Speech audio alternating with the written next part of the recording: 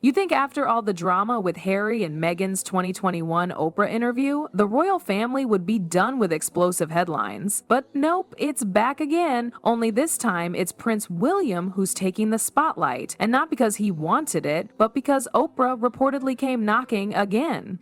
Yep, that same Oprah who hosted the sit-down that turned the monarchy upside down is now trying to secure another exclusive, this time with Princess Catherine. But William, he wasn't having it. He shut it down cold. And not with some polite royal brush-off, but with words that honestly sound like they've been brewing for 4 years straight. Now, before we get to William's savage response, let's rewind for a second. Back in 2021, that Oprah interview with Meghan and Harry went nuclear. Meghan said she was denied help for her mental health, hinted at racism in the royal family, and even claimed that Catherine made her cry before the wedding, not the other way around. Harry, for his part, painted a picture of being financially cut off, isolated, and betrayed. The whole thing felt raw, emotional, and for a lot of people, incredibly believable. But it also came with fallout. Not just headlines, not just public opinion shifts, real consequences, especially for Prince William and Catherine. Here's what most people didn't see. After that broadcast, Catherine became the target of a tidal wave of online abuse. Twitter, TikTok, forums, you name it. She was suddenly a villain in the narrative, and trolls were relentless. Everything from her appearance to her marriage to even her parenting came under attack. And this was a woman who's never really clapped back publicly. She kept her head down. But behind the scenes, insiders say it hit hard, especially as the chaos overlapped with her own personal battles, including a cancer diagnosis that forced her to step away from the public eye in 2024. The conspiracy theories that followed? Brutal. And all of it had roots in that one massively influential interview. So fast forward to now, and Oprah apparently wants a do-over, or maybe a cleanup. According to sources buzzing around Hollywood and royal insiders, she's been doing some soul-searching about that 2021 sit-down. Some say she's even expressed regret, privately admitting that maybe, not definitely, but maybe she was misled, that some of the details didn't hold up under scrutiny. And as a way to balance the scales, she allegedly reached out to Catherine through informal channels, offering her the chance to tell her side. No gotcha questions, just a platform. Sounds fair, right? Wrong. Because here's the thing. To William and Catherine, it's not just about setting the record straight, it's about what happened in the meantime. The online hate, the stress on their marriage, the pain their kids had to see splashed across tabloids. So when Oprah's people floated this idea of an exclusive Catherine interview, William reportedly stepped in and said no. Not just a polite, maybe later. We're talking a flat-out, no-holds-barred rejection. And this is where it gets intense. Sources say William's message was clear. It's too late to apologize when you realize Meghan Markle lied. Too late. My wife wants nothing to do with interviews or you. She's endured enough cyberbullying since your deceitful sit-down. No royal will ever give you another exclusive.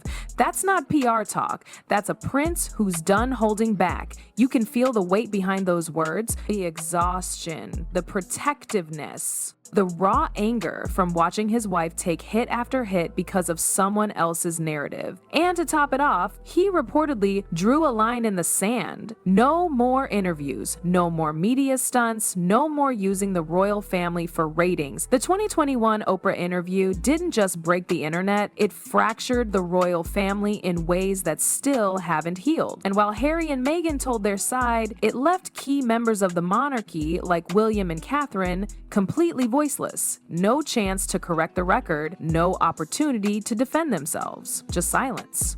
That silence wasn't weakness though, it was strategy, a choice to rise above the noise. But silence doesn't mean you forget, and for William, every headline, every rumor, every jab at his wife etched itself into memory. Take the racism allegation for example. Meghan's claim that unnamed royals expressed concern over Archie's skin tone sent shockwaves through the palace and the public. It was vague but loaded, just enough to ignite a firestorm. William, caught off guard, responded publicly with that now famous line, "We are very much not a racist family." It was short, sure, but that sentence wasn't just a denial. It was a moment of sheer frustration from a man who knew the damage was already done. The allegation had gone viral. The nuance was lost, and William had to watch as his family, especially Catherine, became lightning rods for criticism. Then there was the flower girl's story. According to Meghan, it was Catherine who made her cry before the wedding, not the other way around. The media had run with the opposite version for years. Meghan flipping that narrative flipped public opinion with it. Suddenly, Catherine wasn't the elegant future queen. She was painted as cold, rude, even cruel. And even though Meghan said Catherine apologized, sent flowers, and moved on, that one moment was enough to reshape Catherine's public image overnight. Trolls didn't care about the apology, they cared about the drama, and they ran with it. But the deeper impact wasn't just media spin. It was the online harassment that followed. After the interview, Catherine's name became a trending target. Fake rumors exploded, claims about affairs, secret feuds, even wild conspiracies about her health.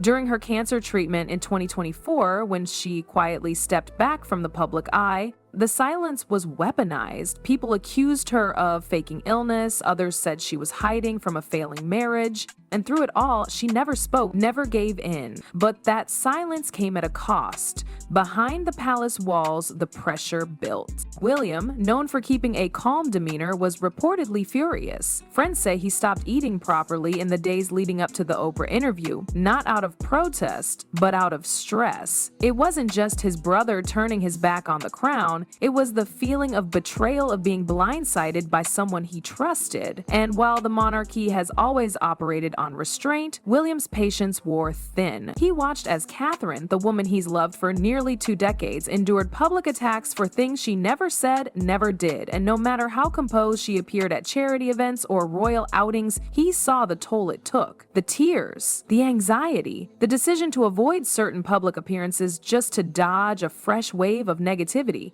And that's why Oprah's recent offer hit such a nerve. It wasn't just a request for an interview, it was a trigger, a reminder of everything they'd endured. And William knew that accepting it would mean reopening a wound that had barely started to heal. This wasn't about ego, it wasn't about revenge, it was about protection, about drawing a line that said, no more. No more weaponizing interviews, no more using Catherine's grace as content, and no more letting outsiders profit off the pain of his family. William's rejection wasn't just personal, it was principled. A clear, sharp break from the media circus that had spun out of control. Oprah's pitch might have been well-intentioned or strategic, depending on who you ask. But either way, William's rejection sent a loud message. The royals are done playing nice for the cameras.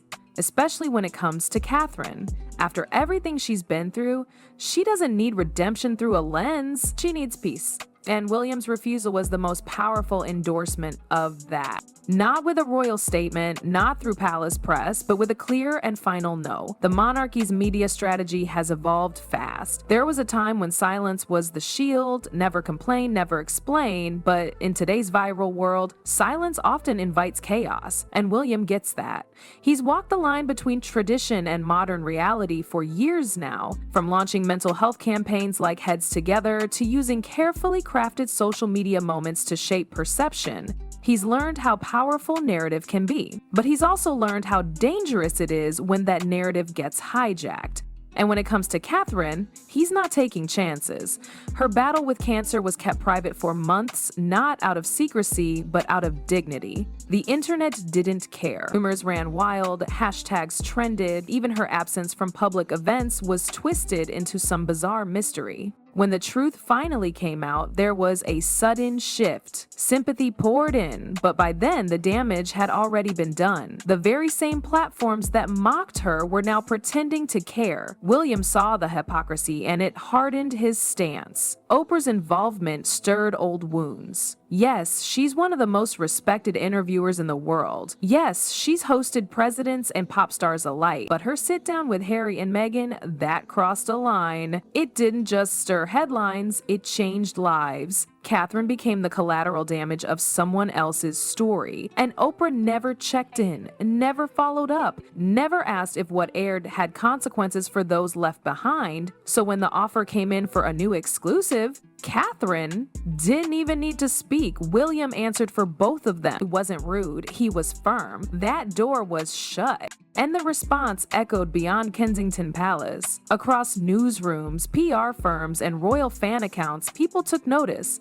This wasn't just about turning down a talk show, it was a shift in power, a move that said the monarchy isn't chasing validation anymore. Not from media giants, not from viral moments. Instead, the focus is inward, on their children, on their causes, on rebuilding a sense of calm and purpose after years of public chaos. Catherine's charity work, especially around early childhood development, has quietly continued even in the shadows of her health battle. William, meanwhile, has leaned even harder into advocacy, tackling homelessness and mental health with more grit than ever. They're not making noise, they're making impact, and that speaks louder than any interview ever could. As for Oprah, the situation leaves her in unfamiliar territory.